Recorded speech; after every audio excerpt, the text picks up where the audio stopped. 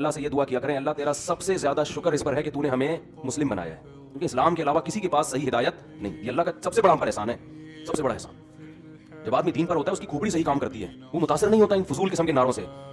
آج دنیا نا جو لوگ ایجوکیشن حاصل کر رہے ہیں کیونکہ مذہب کی گائیڈنس نہیں ہے نا، صحیح مذہب کی، نتیجہ دیکھو کیا نکل رہا ہے. پڑھے لکھے لوگ زیادہ بیوقوفی والی باتیں کر رہے ہوتے ہیں، بالکل ہی لوجیکل باتیں ہیں، بالکل ہی پاگلوں والی باتیں کر رہے ہوتے ہیں. کل ایک تبلیغی جماعت کے پڑھے لکھے تھے ماشاءاللہ، اچھی عمر تھی ان کی، وہ آئے ملنے کے لیے، انہوں نے نکاح ہی نہیں کیا، اتنا ٹائم گزر گیا نا. میں نے کہا حضرت آپ کہہ رہے ہیں وہ دین کی خدمت وغیرہ وغیرہ وغیرہ، تو پھر کہہ رہے ہیں رشتہ نہیں مل رہا کیونکہ مجھے ڈاکٹر لڑکی چاہیے، وہ کوئی عالمہ چاہیے، پتہ نہیں ڈاکٹر چاہیے. میں نے کہا آپ تبلیغ میں وقت لگاتے ہو، آپ کہتے ہو ہمارا اصل مقصد دین کی خدمت ہے، یہی ہے نا، ہمیں اللہ نے پیدا کیا دین کی خدمت کے لیے. بیت الخلاء جانا یہ ہماری ضرورت ہے، کیا خیال ہے؟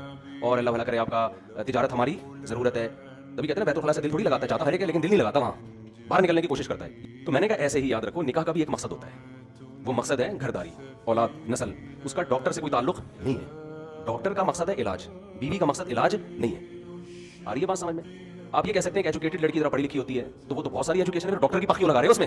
وہ ایک عالمہ بھی پڑھی لکھی ہو سکتی ہے، ایک انجینئر بھی پڑھی لکھی ہو سکتی ہے، کسی نے ماسٹر کیا پڑھی لکھی ہو سکتی ہے. ڈاکٹر کی جو پخ لگائی نا، بے وقوفوں والی باتیں ہیں، پاگلوں والی باتیں ہیں، لیکن نہیں سمجھ میں آ رہی لوگوں کے. تبھی میں نے کہا 30 سال کے ہونے والے ہو تو اس چکر میں کہ ڈاکٹر چاہیے ان کو. اسی ایک ماحول نے الو بنا دیا لوگوں کو. حقیقت بتا رہا ہوں آپ، یہ نہیں پتا کہ کس کام کا بنیادی مقصد کیا. پہلے اس کو سامنے رکھ کے کتنے لوگوں نے ڈاکٹر لڑکیوں سے شادی کی اور بعد میں ڈیورس ہوئی ہے کہ گھر نہیں سنبھال رہی ہے، بچے کو نہیں سنبھال رہی ہے. صاحب نے مجھے فون کیا میری بیوی ڈاکٹر ہے، اس کے بچہ میں سنبھال رہا ہوں، کلینک میں بیٹھی ہوتی ہے.